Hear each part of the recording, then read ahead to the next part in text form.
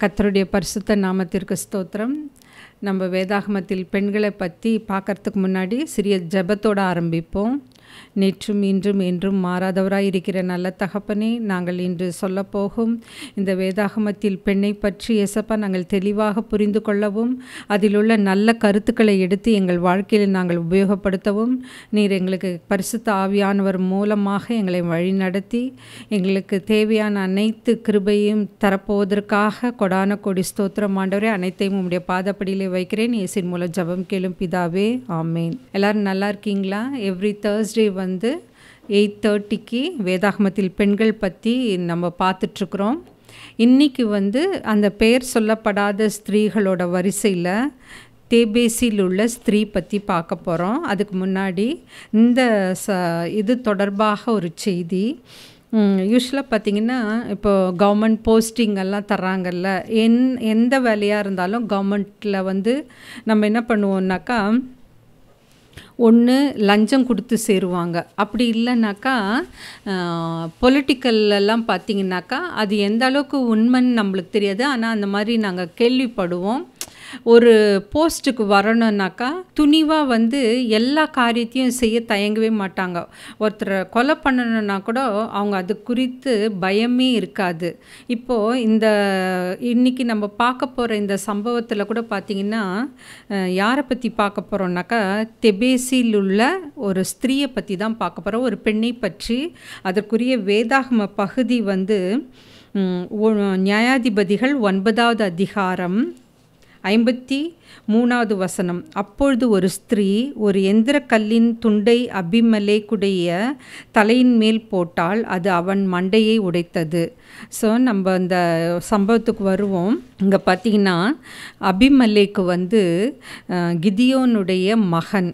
அப்போது இவன் அங்கே என்ன பண்ணுவான்னாக்கா, அவனுக்கு முதலாவதாக பதவி ஆசை, தான் ராஜாவாக வரணும் அப்படின்னு அவன் ஆசைப்படுவான்.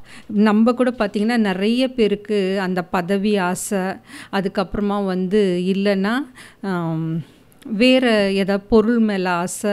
அதுக்கு நம்ம என்ன பண்ணுவோன்னா, துணிஞ்சு எந்த காரியத்தை வேணாலும் நம்ம செய்ய தயங்கவே மாட்டோம். ஒரு சிலர்லாம் பார்த்திங்கன்னா கொலை பண்ண கூட தயங்க மாட்டாங்க. நம்ம அந்த மாதிரி நிறையா நியூஸ்லலாம் பார்க்குறோம். அதுக்கப்புறமா பார்த்திங்கனாக்கா குடும்பத்துக்கு இடையே சொத்து தகராறு இருக்கும். ஏன்னா அவங்களுக்கு அந்த பணத்து மேலே ஆசை, அந்த சொத்து முழுவதும் தான் அனுபவிக்க வேண்டும் அப்படின்ற ஒரு ஆசை இருக்கும். அந்த மாதிரி நிறைய அந்த கல்லூரியிலலாம் பார்த்திங்கனாக்கா, ஸ்கூல்லலாம் பார்த்திங்கனாக்கா ஏதாவது ஒரு பெண்ணின் மேலே ஆசை, அதனால் இருவருக்கு இடையே சண்டை வரும். அதில் அந்த சண்டை பார்த்திங்கனாக்கா வெட்டுக்குத்தில் போய் முடியும், அந்த மாதிரி நடக்கும். ஸோ இங்கே பார்த்திங்கனாக்கா இந்த அபிமெலேக்கு என்ன பண்ணுவான்னா, அவனுக்கு முதலாவது அந்த பதவி ஆசை, தான் ராஜாவாக வர வேண்டும் என்று கருதி அவன் என்ன பண்ணுவானாக்கா, தன் உறவினர்களில் பார்த்திங்கன்னா அவர்களுடைய உணர்ச்சிகளை தூண்டிவிட்டு அவங்களுடைய 70 சகோதரரை ஒரே கல்லின் மேல் கொலை செய்தான். பாருங்க, அவனுக்கு என்னன்னா, தான் ராஜாவா, கிதியோன் இறந்த பிற்பாடு தான் ராஜாவாக வர வேண்டும் அப்படின்னு நினச்சி என்ன பண்ணுவான்னாக்கா, அந்த அந்த என்ன பண்ணுவான்னா ஒரே கல்லின் மேல் எத்தனை பேரை கொலை செய்கிறான்? 70 பேரை. யோசித்து பாருங்க. அப்போ அவனுக்கு அந்த ராஜாவாக வரணுன்ற தன் சகோதரையெல்லாம் கொன்னுட்டு அந்த பதவிக்கு வரணும்னு ஆசைப்படுறான்ல. இந்த மாதிரி உலகத்தில் இப்பயும் நடந்து கொண்டிருக்குது. மெயினாக பார்த்திங்கன்னா நம்ம பொலிட்டீஷியன்ஸில் நிறைய பேரை பார்க்கலாம். தன் தந்தையவே கொன்றுட்டு பதவிக்கு வந்தவங்க இருக்கிறாங்க.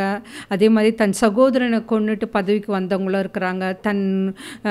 அதுக்கப்புறமா ஃப்ரெண்ட்ஸு, இந்த மாதிரி நம்ம நிறைய கேள்விப்படுறோம். ஆனால் அது எந்த அளவுக்கு உண்மைன்றது நம்மளுக்கு தெரியாதுல்ல.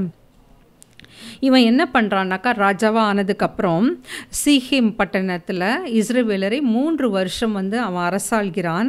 அதுக்கப்புறமா அவனோட சொந்த ஊரான சீகேமுக்கு கர்த்தர் பாருங்கள் இந்த இடத்துல என்ன பண்ணுறாருன்னா, அந்த ஊரில் இருக்கிற பெரியவர்களுக்கும் இவனுக்கும் ஒரு பொல்லாப்பு உண்டாக்கும் ஆவியை அவர்களுக்கு இடையே உண்டு பண்ணினார். ஏன்னா கர்த்தர் அவன் செய்த காரியத்தை விரும்பலை. ஏன்னா 70 சகோதரனை கொலை பண்ணுறாரு. அதனால் கர்த்தர் பார்த்தாரு. அப்போது அந்த பட்டணத்தில் இருக்கிற அவனுடைய சொந்த ஜனங்கள் பெரியவங்களையே இவனுக்கு விரோதமாக மாற்றுகிறார். அப்போ அபிமெலேக்கு என்ன பண்ணுறான்னாக்கா, தன் ஜனங்களோட போய் சீகேம் மனிதரோட வந்து சண்டை போடுறான். அதுக்கப்புறமா வந்து அவங்க அங்கே இருக்கிறவங்கள வந்து கொன்னுட்டு அவன் வந்து அந்த பட்டணத்தை சுட்டெரிக்கிறான். அதுக்கப்புறமா சீகேமுக்கு வடகிழக்கில் 10 மைல் தூரத்தில் என்ன இருக்குன்னா தேபேஸ். அந்த தேபேஸுக்கு வந்தப்போ அதையும் வந்து அவன் அபகரிக்கணும். அவன் ஆசை பாருங்களேன், பதவியோடு நிற்கலை, ஒரு ஊராக போய் அதை வந்து ஆக்கிரமிக்க நினைக்கிறான். ஃபஸ்ட்டு சீகேம், இப்போ தெபேஸுக்கு போகிறான். தெபேஸில் பார்த்தீங்கன்னா அவன் வந்து அந்த பட்டணத்தை ஆக்கிரமிச்சிடுறான். அப்போ அந்த ஜனங்கள்லாம் பயந்து போய் என்ன பண்ணுங்க, அந்த பட்டணத்துக்குள்ளே போய் கோட்டைக்குள்ளே போய் அந்த கதவை மூடிக்கொள்வாங்க. அப்போது அவன் சுட்டெரிக்கும்படி அந்த கிட்ட போவான். அப்போ வந்து அந்த அலங்கத்தின் மேலே இருக்கிற ஒரு ஸ்திரீ என்ன அவள் பெயர் வந்து குறிப்பிடப்படலை. ஆனால் அவள் என்ன பண்ணுவான்னா, ஒரு எந்திரக்கல்லோட ஒரு துண்டை எடுத்து அவன் மண்டையில் போடுவான். அப்போ வந்து அந்த மண்டை உடஞ்சி அவனுக்கு வந்து, ஆனால் இன்னும் உயிர் இருக்கும். அப்போ அவன் வந்து ஒரு பெண்ணால் நான் செத்ததாக யாரை கருதக்கூடாதுன்றதுக்காக தன்னுடைய ஆயுததாரியை கூப்பிட்டு பட்டயத்தில் என்னை கொன்று போட்டுடு அப்படின்வாங்க. அதே மாதிரி அவனும் செய்வான். இப்போ ரெண்டாவதாக பார்த்தீங்கன்னா, முதல்ல பதவி ஆசை இருந்தது.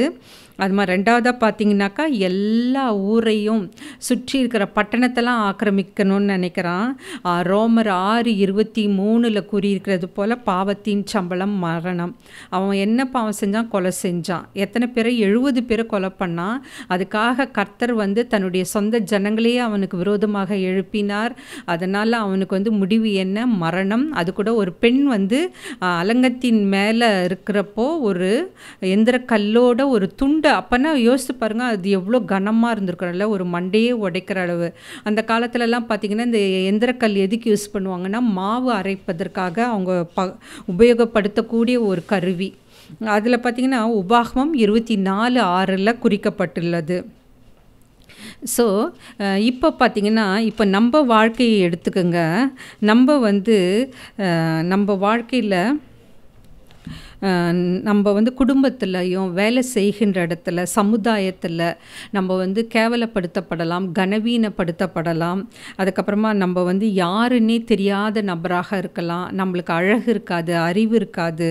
ஆனால் கர்த்தர் வந்து அழகோ பலமோ மற்றும் நல்ல விலையுயர்ந்த பொருட்கள் இது எதுவுமே நம்மக்கிட்ட இல்லைனாலும் 1 கொரிந்தியர் 1:27-28 படி அறிவில் குறைந்தவர்களை, பலவீனமானவர்களை, இழிவானவர்களை, அற்பமாய் எண்ணப்பட்டவர்களை, இல்லாதவர்களை, பரதேசிகளையே பெரிய காரியங்களை செய்ய தேவன் தெரிந்து கொண்டார். ஆமேன். நீங்கள் எல்லாரையும் பாருங்களேன், அவர் தேர்ந்தெடுத்த சீஷர்கள்லாம் பார்த்திங்கன்னா 12 டிசைபிள்ஸு பார்த்திங்கன்னா எல்லாம் வந்து சாதாரணவங்க தான். ஒரு சிலர் படிப்பறிவு இல்லாதவங்களாக இருந்தாங்க, மீனவர்களாக இருந்தாங்க. அவங்கள தான் வந்து கர்த்தர் தெரிந்து கொண்டு தன்னுடைய காரியத்துக்காக அவங்கள உபயோகப்படுத்துகிறாரு. அதே மாதிரி பார்த்திங்கன்னா எந்திரக்கல்லை கொண்டு அந்த அபிமெலேக்கை கர்த்தர் வந்து கொல்லை செய்த தேவன் என்ன பண்ணுவார்னா, நம்மக்கிட்ட நம்மளை தெரிந்தெடுத்துட்டாருன்னு வச்சுங்களேன், நம்மக்கிட்ட இருக்கிற பொருளை, நம்மக்கிட்ட இருக்கிற தாளந்தை அதை வைத்து கொண்டே அதை ஒரு கருவியாக பயன்படுத்தி தேவனுடைய ராஜ்யத்தை கட்ட வந்து விரிவாக்க அவர் வந்து நம்மளை பயன்படுத்துவார். ஸோ இதை வந்து நம்ம மறக்கவே கூடாது. எப்போ நம்ம கர்த்தருடைய பணிக்காக நம்ம அழைக்கப்பட்டிருக்கிறோமோ, நாம் நினைக்கலாம் நான் வந்து நல்லா பாட மாட்டேன், எனக்கு வந்து நல்லா பேச வராது, நான் அழகாக இல்லை, அதுக்கப்புறமா எனக்கு கோர்வையாக பேச வராது, அப்படிலாம் நினைக்கலாம். எனக்கு நிறைய தாளந்தெல்லாம் கிடையாது. ஆனால் கர்த்தருக்கு தெரியும் உன்கிட்ட என்ன வந்து தாளந்து இருக்குது, அதை வச்சு அவருடைய ராஜ்யத்தை எப்படி கட்ட முடியும், எப்படி விரிவாக்க முடியுன்றது கர்த்தருக்கு தெரியும். ஏன்னா அவர் வந்து எந்த ஒரு காரணமும் இல்லாமல் ஒருத்தரை தெரிந்தெடுக்கவே மாட்டார். அதனால் நம்ம அதில் அசட்டையாக இருக்கக்கூடாது. என்ன தாளந்து நம்மக்கிட்ட இருக்குதோ கர்த்தருக்காக நம்ம வந்து முன் வந்து எல்லா காரியங்களையும் வாஞ்சையாக செய்யணும். ஏதோ கடமைக்குன்னு செய்யாதீங்க. அதுதான் சொல்கிறாங்க, கர்த்தருடைய காரியத்தில் நம்ம அசட்டையாக இருக்கக்கூடாது. அதுக்கப்புறமா வந்து இவன் இந்த அபிமெலேக்கு என்ன பண்ணுவான்னா அஜாக்கிரதையாக இருந்தான். அப்படின்னா அலங்கத்துக்கிட்ட போனதுனால தான் அந்த பெண் வந்து அந்த எந்திரக்கல்லோட துண்டை எடுத்து போட்ட உடனே அவன் மண்டை உடைந்தது. அதுக்கப்புறமா வந்து இதில் இப்போ நியாயாதிபதிகள் 9வது அதிகாரம் 56வது வசனத்தின்படி அபிமெலேக்கு என்ன பண்ணுறான்னா, தன்னுடைய 70 சகோதரரை கொலை செய்ததினால்தான் அவன் தன் தகப்பனுக்கு பொல்லாப்பு செய்தான், கர்த்தருக்கு விரோதமாகவும் அவன் நடந்தான். அதனால் தேவன் அதை அவன் மேல் திருப்பும்படி செய்தார். அவன் 70 பேரை கொலை பண்ணான். கர்த்தர் என்ன பண்ணார், அவனோட உயிரை எடுத்தார். எப்படின்னா, ஒரு பெண் மூலமாக. இப்போது ஜென்ரலாகவே பார்த்திங்கன்னா, பெண்ணை அவ்வளோ சுப்பீரியராக நினைக்க மாட்டாங்கல்ல அந்த காலத்துலலாம். அப்போது ஒரு பெண்ணால் தான் கொலை செய்யப்பட்டதை கூட அவன் விரும்பலை பாருங்கள். அதனால தான் தன்னுடைய ஆயுததாரியை அழைத்து, நீ என்ன பட்டயத்தால் வெட்டி போடு அப்படின்னு சொல்கிறாங்க. ஸோ இதுலேருந்து நம்ம தெரிஞ்சுக்க வேண்டிய கருத்து என்னென்னா, நம்மளுக்கு பதவி ஆசை, பொருள் ஆசை, மற்ற ஆசைகள் இதுதான் பாவம் செய்யறதுக்கு ஒரு வேறாக இருக்கிறது. ஸோ இந்த பெண்ணை பற்றி நம்ம இன்றைக்கி பார்க்குறோம்ல, இந்த தெபேசில் இருக்கிற இந்த பெண், அவளை பற்றி பார்க்கும்பொழுது அவள் தைரியமாக காணப்பட்டாள். அப்படின்னா இப்போ ஒரு ராஜா, அந்த காலத்தில் ராஜா, இப்போ இந்த காலத்தில் ஒரு மினிஸ்டர், யாரோ ஒரு ஹையர் போஸ்டில் இருக்கிறவங்கள நம்ம துணிஞ்சு போய் அவங்களுக்கு விரோதமாக ஏதாவது ஒரு காரியத்தை நம்ம செய்வோமா? அவங்க மேலே தப்பு இருக்குது, அவங்க தப்பாக நம்மளை வழி நடத்துகிறாங்க, தப்பான காரியத்தை சொல்கிறாங்க. எத்தனை பேர் தைரியமாக அதுக்காக போய் நிற்கிறோம், அதுக்காக நம்ம குரல் கொடுக்குறோம். நீங்கள் இப்போ நம்மளை நாமளே ஆராய்ந்து பார்க்க வேண்டும், எத்தனை பேர் நம்ம அப்படி செயல்படுறோம். ஆனால் இந்த பெண் துணிகரமாக, தைரியமாக அவனை கொலை செய்தாள். ஏன்னா அவன் 70 பேரை, தன்னுடைய சகோதரர்கள், தன்னுடைய இனத்தாரை அவள் கொலை செஞ்சதுனால அவனை அவள் கொலை பண்ணுறா. அதுக்கப்புறமா அவள் ஞானமாய் செயல்பட்டாள். அப்படின்னா அபிமெலேக்கு அந்த அலங்கத்துக்கிட்ட வர்றப்போ கரெக்டாக டைம் பார்த்து, அது இன்னொன்று என்னென்னா, சரியான நேரம் பார்த்து அந்த காரியத்தை செய்தாள். அது கூட தைரியமாக செய்தாள், ஞானமாக செய்தாள். அதுக்கப்புறமா அவள் விசுவாசத்தோடு செய்தாள். இப்போ அவள் போட்ட உடனே அந்த கல் அவன் மண்டை மேலே படலைன்னு வச்சுக்கோங்களேன், அது எங்கேயோ போய் தூரம் விழுந்துடுச்சுன்னா கண்டிப்பாக இவள் கொலை செய்யப்படுவாள். ஏன்னா ஒரு ராஜாவை அவள் கொலை செய்ய துணிஞ்சு ஒரு காரியத்தை செய்யும் பொழுது, அப்போ கண்டிப்பாக அதில் அந்த கல் ராஜா மேலே போய் விழலைன்னா அதுக்குரிய தண்டனை அவளுக்கு கண்டிப்பாக கிடைத்திருக்கும். ஸோ இந்த பெண்ணை பற்றி பார்க்கும் பொழுது தைரியமாக, ஞானத்தோடு, விசுவாசத்தோடு சரியான நேரத்தில் அந்த காரியத்தை செய்தால், இது அப்போ அந்த நாட்டில் எல்லாருமே சந்தோஷப்பட்டிருப்பாங்கல்ல. இப்போது பிற மதத்தார் இதில் பார்த்தீங்கன்னாக்கா, அந்த தீபாவளியெல்லாம் கொண்டாடுறாங்கல்ல, அப்போ என்ன சொல்லுவாங்க, அந்த அரக்கனை அழிச்சதுனால ஜனங்கள் சந்தோஷப்பட்டு அவங்க அதை ஒரு நல்ல நாளாக கொண்டாடுறாங்க, வெற்றியின் நாளாக கொண்டாடுகிறார்கள் அப்படின்னு பார்க்குறோம். அப்போது நம்ம கிறிஸ்துவ இதில் பார்த்திங்கனாக்கா, கர்த்தராகிய இயேசு கிறிஸ்து நமக்காக பாடுபட்டு சிலுவையில் அறையுண்டு மரித்து அடக்கம் பண்ணப்பட்டார். அப்போ நமக்காக ரத்தம் சிந்தின ஒரே தெய்வம், நம்முடைய பாவங்களுக்காக. நம்ம டெய்லி பாவம் செய்கிறோம். நம்ம எய்தர் மனத்தளவுலாவது, இல்லை உடல் அளவுலாவது, இல்லை நம்ம எண்ணத்திலாவது, டெய்லி ஏதோ ஒரு சிந்தனையினாலாவது ஏதாவது ஒரு காரியம் கர்த்தருக்கு விரோதமாக நம்ம செய்கிறோம். அதுக்கப்புறம் கர்த்தரிடத்திலே போய் மன்னிப்பு கேட்குறோம், ஒப்புரவாகிறோம், அதோடு விடுறதில்ல. திருப்பி அப்போ நான் நிறைய பார்த்துருக்கேன். எப்பவுமே சந்தர்ப்பம்னு ஒன்று எல்லாருக்கும் அமைந்தால் எல்லாருமே தப்பு செய்கிறாங்க. எல்லாருமே சராசரி மனிதர்களாக தான் காணப்படுகிறார்கள். இப்போ நம்மளுக்கு ஒரு சந்தர்ப்பம் அமைதுன்னு வச்சுங்களேன், அந்த சந்தர்ப்பத்திலிருந்து நம்ம யார் யோசிப்பு போல் அந்த பாவத்தை விட்டு ஓடுறோமா? இல்லை.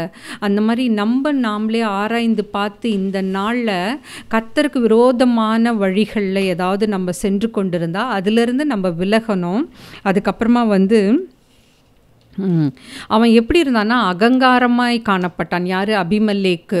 ரொம்ப ஆசை, இப்படியெல்லாம் இருந்தான். ஆனால் அவனை கொலை செய்வதற்கு யாரை ஒரு கருவியாக பயன்படுத்தினார்? அந்த தெபேசு பட்டணத்தில் இருக்கிற ஒரு பெண்ணை எந்திரக்கல் கொண்டு அவனை கொலை செய்ய கர்த்தர் தான் அதை உருவாக்கினார். ஏன்னா கர்த்தர் ஒருத்தரை அழிக்க நினைத்தாருனாக்கா அவர் யாரை வேணாலும் பயன்படுத்துவார். ஒரு சின்ன வேலையாளாக கூட இருக்கலாம், யார் வேணாலும் இருக்கலாம், யாரை வேணாலும் அவர் பயன்படுத்துவார். அதே ஒருத்தரை உயர்த்தணும்னு நினச்சாருன்னா அதை யாராலையும் தடுக்க முடியாது. ஸோ கர்த்தர் ஒருத்தரை நல்ல ஒரு பொசிஷனில், ஒரு நல்ல இடத்துல, ஒரு தாழ்வான இடத்திலிருந்து ஒரு மேலான இடத்துக்கு உன்னை கொண்டு போகணும்னு நினைச்சாக்கா அதை யாராலையுமே தடுக்கவே முடியாது. அதை நம்ம விசுவாசிக்கணும், அந்த விசுவாசத்தில் உறுதியாக இருக்க வேண்டும். அதுக்கப்புறமா இப்போ கடைசியாக பார்த்திங்கன்னா கலாத்தியர் 6:7 மனுஷன் எதை விதைக்கிறானோ அதையே அறுப்பான் என்று வசனம் இவனோட விஷயத்தில் நிறைவேறியது. நம்ம கூட பாருங்கள், நம்ம இப்போ அது எங்கே வேணா இருக்கட்டும், குடும்பமாக இருக்கட்டும், இல்லை சமுதாயமாக இருக்கட்டும், இல்லை தனிப்பட்ட வாழ்க்கையாக கூட இருக்கட்டும், நம்ம என்ன காரியத்தை செய்கிறோமோ, நம்ம நல்லது செஞ்சால் நம்மளுக்கு நல்லதே நடக்கும். நம்ம கெட்டது செஞ்சோம்னா நம்மளுக்கு திரும்பி அந்த கெட்டதே திரும்பி நம்மளுக்கு நடக்கும். இப்போ ஒருவருடைய மரணத்தில் பார்த்திங்கன்னா எவ்வளோ கூட்டம் சேருதோ அது அவங்க அவ்வளோ நல்லது செஞ்சுருப்பாங்கன்னு சொல்லுவாங்க. ஏன்னா அந்த அவர்களுடைய இழப்பை தாங்க முடியாமல் நிறைய பேர் பார்த்திங்கன்னா எங்களுக்கு இவ்வளோ நல்லது செஞ்சாங்க, இனிமேல் எங்களுக்கு செய்யறதுக்கு யார் இருக்கிறாங்க. அப்புறமா நிறைய கம்யூனிட்டி வைஸ் பாதிக்கப்படுற ஜனங்களை கேளுங்களேன். அவங்களுடைய தலைவர் இறந்துட்டாருனாக்கா, தலைவர் யாராவது மரித்து போனார்னாக்கா அந்த ஜனங்கள் ரொம்ப துக்கப்படுவாங்க, வேதனைப்படுவாங்க. ஆனால் நம்மளுக்காக கர்த்தராகிய இயேசு கிறிஸ்து மரித்தார்ல, அந்த வேதனை யாருக்காவது இருக்கா? அந்த கஷ்டம், அந்த துக்கம், அவர் பட்ட துயரங்கள், இது எல்லாம் நம்ம வாழ்க்கையில் நம்ம நினைத்தோம்னாக்கா நம்ம அவருக்கு பிரியமில்லாத காரியத்தை நம்மளுடைய வாழ்க்கையில் நம்ம செய்ய தயங்குவோம். ஸோ நம்மளுக்காக ரத்தம் சிந்தின, ஏன்னா இந்த உலகத்திலே நம்மளுடைய பாவங்களுக்காக பலியாக ஒப்புவித்த ஒரே ஒரு தெய்வம் யாருன்னா அது கர்த்தராகிய இயேசு கிறிஸ்து தான். பிதாவானவர் தன் சொந்த குமாரனை இந்த உலகத்துக்கு அனுப்பினார். ஏன்னா ஜனங்க மனம் திரும்புவாங்கன்னு பார்த்தாரு. ஆனால் கடைசி வரைக்கும் அதே பாவ வழியில் ஜனங்கள் வாழ்ந்து கொண்டிருந்ததுனால அவர் என்ன பண்ணுறாரு, தன்னுடைய சொந்த மகனையே இந்த உலகத்திற்கு அனுப்பி அவங்க செய்த பாவங்களுக்காகலாம் அவரையே ஒப்பு கொடுக்குறார், தன்னுடைய மகனையே ஒப்பு கொடுக்குறார். ஸோ இது எவ்வளோ பெரிய பாக்கியம் இல்லை? இந்த பாக்கியம் யாருக்காவது கிடைக்குமா? நம்ம அதுக்கு கைமாறாக நம்ம என்ன செய்கிறோம் யோசித்து பாருங்கள். அதுக்கப்புறமா நம்மளுடைய ஆவிக்குரிய வாழ்க்கையை எடுத்து பாருங்கள். அதுக்கப்புறமா 2 சாமுவேல் 11:28 எடுத்துக்கிட்டிங்கனாக்கா, அலங்கத்திற்கு அருகில் செல்லக்கூடாதுன்னு 2000 வருடங்களுக்கு பின்பாக தாவீதினுடைய படைத்தலைவன் யோவாப் கூறினான். ஏன்னா ஒரு போர் நடக்கிறப்போவோ இல்லை அந்த அலங்கம்னா மதில் சுவர், அதுக்கிட்ட யாரும் போகக்கூடாது அப்படின்ற அவர் சொல்கிறாரு. ஏன்னா நம்ம நடுவில் போனாக்கா என்ன தான் நம்மளை கொலை பண்ணணும்னு முயற்சி பண்ணாலும் அது நடக்காது. ஆனால் இவன் என்ன பண்ணா, இதுதான் கர்த்தருடைய சித்தம். அபிமெலேக்கு அந்த அலங்கத்தின் கிட்ட போகணுன்றது கர்த்தருடைய சித்தம். அந்த பெண் அந்த எந்திரக்கல்லோட துண்டை அவன் மேலே போடணும், அவன் அதன் மூலமாக கொலை செய்யப்பட வேண்டும் என்பது கர்த்தருடைய சித்தம். ஏன்னா அவன் கொலை செய்தான், 70 பேரை கொலை செய்தான். அதுவும் தன் சொந்த சகோதரன் எதுக்காக? தான் ராஜாவாக ஆட்சி செய்ய வேண்டும். இது எவ்வளோ ஒரு கொடுமையான காரியம் பாருங்களேன். அப்போது இப்போ நம்மளை நாமளே ஆராய்ந்து பாருங்கள். நம்மளுடைய ஆவிக்குரிய வாழ்க்கையில் நம்ம எப்படி வாழ்ந்து கொண்டிருக்கிறோம்? நம்ம கர்த்தராகிய இயேசு கிறிஸ்து நமக்காக மரித்தார்ன்ற அந்த விசுவாசம் நம்மக்கிட்ட இருக்கா? அதுக்கப்புறமா அவருக்காக உலகம் எங்கும் போய் சுவிசேஷத்தை தைரியமாக சொல்கிறோமா? அந்த தைரியம் நம்மக்கிட்ட இருக்கா? இல்லை நான் ஹிந்து ஆர்கனைசேஷனில் ஒர்க் பண்ணுறேன், அங்கெல்லாம் இயேசுவை பற்றியெல்லாம் என்னால் சொல்ல முடியாது அப்படின்னு பின்வாங்கி போகிறோமா? இல்லை அந்த இடத்துலையும் என்னால் எப்படி சத்தியத்தை சொல்ல முடியும்னு ஏதாவது ஒரு வழியை ஆயத்தப்படுத்தி கொண்டு கர்த்தருக்காக நம்ம எழுந்து நிற்கிறோமா? அதை கவனித்து பாருங்கள். அதுக்கப்புறமா ஞானமாக நம்ம செயல்படுறோமா? குறித்த நேரத்தில் இப்போ ஒரு இடத்துல நம்ம வேலை செய்கிறோன்னாக்கா அந்த இடத்துல அது குறித்த நேரத்தில் நம்ம ஞானமாக ஒரு காரியத்தை செய்கின்றோமா? இதெல்லாம் தான் ரொம்ப முக்கியம். ஏன்னா கர்த்தர் நம்மளுக்கு ஞானம் இல்லையா, தைரியம் இல்லையா, விசுவாசம் இல்லையா? கர்த்தராகிய இயேசு கிறிஸ்துவின் இடத்துல நம்ம கேட்டால் கண்டிப்பாக நம்மளுக்கு தேவையான தைரியத்தையும் ஞானத்தையும் அறிவையும் அவர் தர வல்லவராய் இருக்கிறார். அதுக்கப்புறமா பலவீனத்தில் நம்ம வந்து பலன் கொள்ள முடியும். எபிரேயர் 11:34. நம்ம வந்து ஞானமாக இல்லாமல் வாழ்ந்து வந்தால் நம்ம மட்டும் பாதிக்கப்பட மாட்டோம், நம்மளை சேர்ந்தவர்கள் அது யாராக இருந்தாலும் அனைவரும் பாதிக்கப்படுவார்கள். நம்ம இந்த ஆவிக்குரிய வாழ்க்கையில் விசுவாசத்தோடும் தைரியத்தோடும் ஞானத்தோடும் நம்ம போராட தயாராக இருக்கணும். ஏன்னா நம்ம வந்து பிசுவாசினுடைய வஞ்சனைக்குள்ளே நம்ம போய் மாட்டிக்க கூடாது. ஏன்னா நீங்கள் பாருங்கள், இப்போ நீங்கள் எங்கே வேலை செய்திருந்தாலும் நம்மளுக்கு வந்து நிறையா போராட்டங்கள் இருக்கும், பிரச்சனைகள் இருக்கும், டெம்டேஷன்ஸ் வரும். ஆனால் அதையெல்லாம் நம்ம எப்படி மேற்கொள்கிறோம் அதுதான் ரொம்ப முக்கியம்.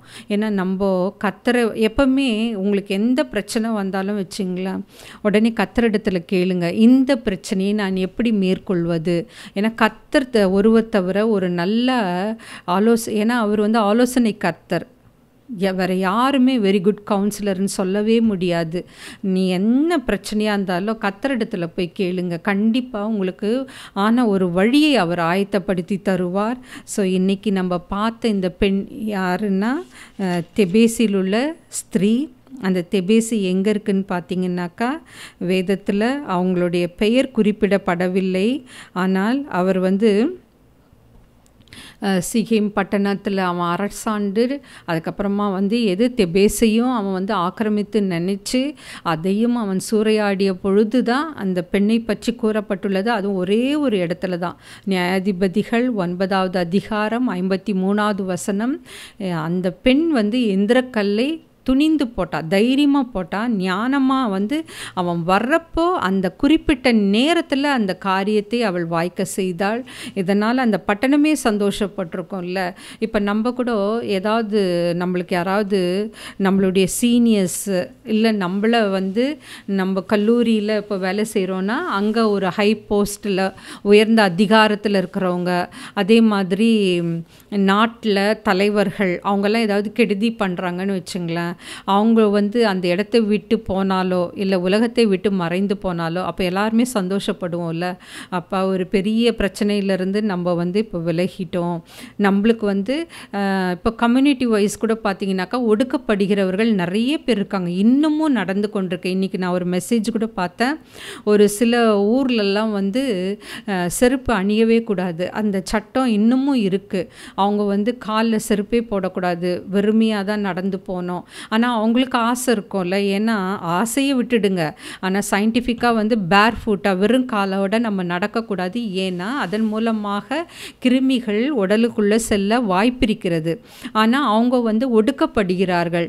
அவங்கள வந்து இன்னொன்று நான் பார்த்தேன்னாக்கா அவங்கள வந்து எங்கேயாவது அழைத்தாலோ மற்றவங்களோட உட்கார வைக்க மாட்டாங்க. ஸோ இப்பயும் பார்த்திங்கன்னா தமிழ்நாட்டில் அந்த அவ்வளோ நிலை இருக்கிறது. நிறையா பார்த்திங்கன்னா இந்த கோயிலுக்குள்ளெல்லாம் தாழ்ந்த ஜாதி வந்து உள்ளே போகக்கூடாதுன்னுவாங்க, உயர்ந்த ஜாதி மட்டும் தான் உள்ளே போவாங்க, அவங்கெல்லாம் வெளியிலே நின்று வழிபாடு செய்யணும் அப்படின்னு இருக்குது. அதே மாதிரி இன்னொன்று நான் சம்பவம் பார்த்தேன்.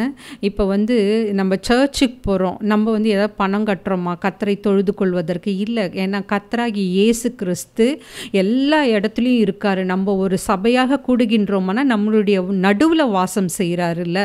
ஆனால் அதே மாதிரி ஒரு மசூதிக்கு போகிறாங்க, அங்கே ஏதாவது காசு கேட்குறாங்களா? இல்லை. ஆனால் கோயில்களில் மட்டும் அந்த காசுக்கேற்ற தரிசனம்.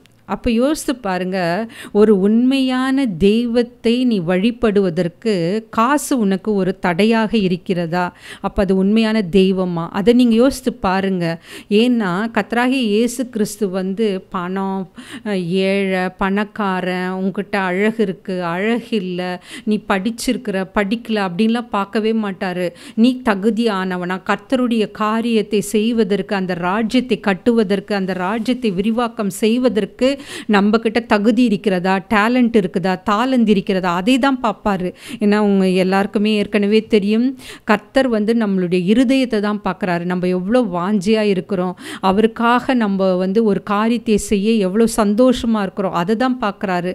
ஆனால் மனுஷன் தான் வந்து முகத்தை பார்க்கிறான், அதில் டிஃப்ரென்ஷியேட் பண்ணுவாங்க. தேவனிடத்தில் பட்சபாதம் இல்லை, அவர்கிட்ட அது கிடையவே கிடையாது. ஆனால் மனுஷன்தான் வந்து பட்சபாதம் பார்க்குறான், மனுஷன்தான் லஞ்சம் வாங்குறான். நான் ஃபஸ்ட்டெல்லாம் நான்லாம் நினச்சிட்டு இருந்தேன் லஞ்சம் வாங்கிறது தான் தப்புன்னு. ஆனால் லஞ்சம் கொடுக்குவதும் தப்பு. அதை நம்ம உணர்ந்து கொள்ள வேண்டும். சில நேரங்களில் வேறு வழியே இல்லை, ஏதோ நம்ம உடல்நிலை காரணமாகவோ இல்லை வேறு வேலை பலுவின் காரணமாகவோ நம்ம சில காரியங்களை செய்யும் பொழுது ஒரு சில இடத்துல பணத்தை தர வேண்டிய சூழ்நிலை இருக்கும். ஆனால் எனக்கு என்ன பைபிள் காலேஜில் சொல்லி கொடுத்தாங்கன்னா, பரவாயில்ல நீங்கள் வெயிட் பண்ணுங்க, அந்த காரியம் அந்த பணத்தின் மூலம்தான் நடைபெறணும்னு ஒரு சிச்சுவேஷன் வந்தால் பரவாயில்ல, நான் தரமாட்டேன்னு அதில் உறுதியாக நில்லுங்க, கர்த்தர் உங்களுக்காக வாய்க்க செய்வார். ஆனால் நான் ஒரு தடவை கூட அப்படி நான் நின்னதில், ஏன்னா இப்போ ப்ரமோஷன் வருதுன்னு வச்சுங்களேன், அப்போ பார்த்திங்கன்னா நம்ம என்ன பண்ணுவோம், எல்லார் மாதிரியும் நம்மளும் செய்ய விருப்பப்படுவோம். ஆனால் என்னைக்காவது பரவாயில்ல நம்ம நேர்மையாக இருப்போம், உண்மையாக இருப்போம், யாருக்கிட்டும் 10 காசு கொடுக்க மாட்டோம், நம்மளுடைய வாழ்க்கையில் நம்ம உண்மையாக இருப்போம், கர்த்தர் நமக்காக பலியாக அவரையே ஒப்பு கொடுத்தாரே, நம்ம அவருக்காக அவருடைய பாதையில் நேர்மையாக நடக்க நம்ம செயல்படுவோம். நம்ம என்னைக்காவது யோசித்திருக்கோமா?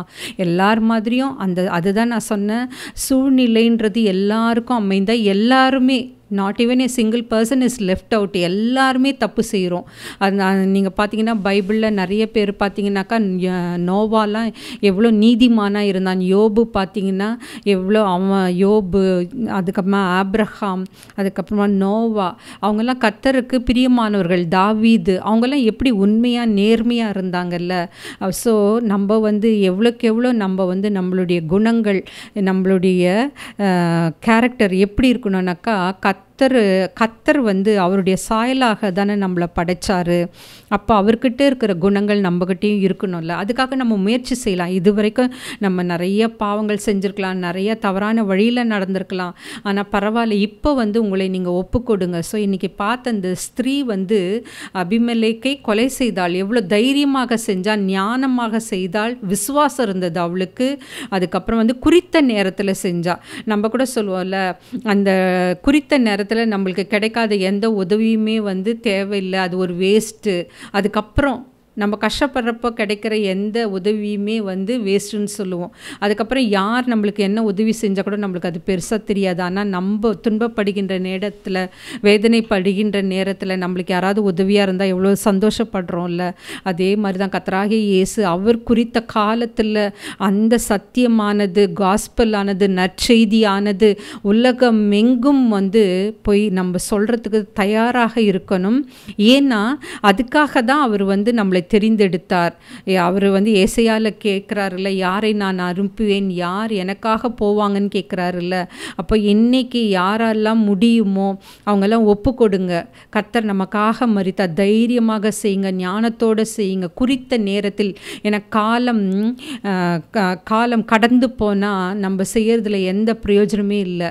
ஸோ காலத்தை பிரயோஜனப்படுத்தி கொள்ளுங்கன்னு கர்த்தர் சொல்லியிருக்காரு. ஸோ நாமளே ஒப்பு கொடுத்து இப்போ ப்ரேயர் பண்ணலாம். ஸ்தோத்திரம் ஆண்டவரே, எங்கே 2-3 பேர்கள் சேர்ந்து உமது நாமத்தை துதிக்கின்றார்களோ அவர்கள் மத்தியில் வருவேன் என்று வாக்களித்த நல்ல தகப்பனே, ஏசப்பா, அந்த அபிமெலேக்கை அந்த தெபேசு பட்டணத்தில் இருக்கிற ஒரு பெண் எவ்வாறாக ஞானமாக, தைரியமாக, விசுவாசத்தோடு குறித்த நேரத்தில் அந்த காரியத்தை செய்து முடித்தாலோ, அதே போல் நாங்களும் உம்முடைய ராஜ்யத்தை கட்டுவதற்கு, உம்முடைய ராஜ்யத்தை விரிவாக்கம் செய்வதற்கு எங்களுக்கு கொடுக்கப்பட்டுள்ள அந்த நேரத்தை, அந்த காலத்தை உபயோகப்படுத்தி கொண்டு விசுவாசத்தோடு செய்ய எங்களை நாங்களே ஒப்பு கொடுக்கிறோம். ஆண்டவரே, இது இந்த செய்தியை கேட்டுக்கொண்டிருக்கிற ஒவ்வொருவரையும் நீர் ஆசீர்வதித்தருளும். ஏசப்பா, எங்களுக்கு இவ்வளவு நோய்கள் இருக்கிறது, கஷ்டங்கள் இருக்கிறது, குடும்பத்தில் பிரச்சனை இருக்கிறது, என்னால் எதையுமே செய்ய முடியாத ஒரு இக்கட்டான சூழ்நிலையில் தள்ளப்பட்டிருக்கேன்னு எத்தனையோ பேர் சொல்ல கேட்டிருக்கேன். ஏசப்பா,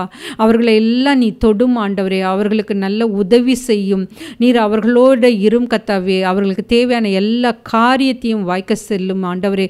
அவர்கள் போகும்பொழுதும் வரும்பொழுதும் அவர்களோடு இருந்து குடும்பத்தில் நல்ல ஐக்கியத்தையும், சமுதாயத்தில் ஏசப்பா நல்ல ஒரு எழுச்சியுள்ள நாடாக, ஒரு எழுச்சியுள்ள தலைவர்கள் இந்த நாட்டை ஆள செய்து இந்த நாட்டிலே நல்ல ஒரு வசதிகளை இல்லாதவர்களுக்கு செய்து தர நீர் கிருபை தாரும் ஆண்டவரே. அனைத்தையும் உம்முடைய பாதப்படியில் வைக்கிறேன் ஆண்டவரே. இயேசுவின் மூலம் ஜெபம் கேளும் பிதாவே, ஆமென்.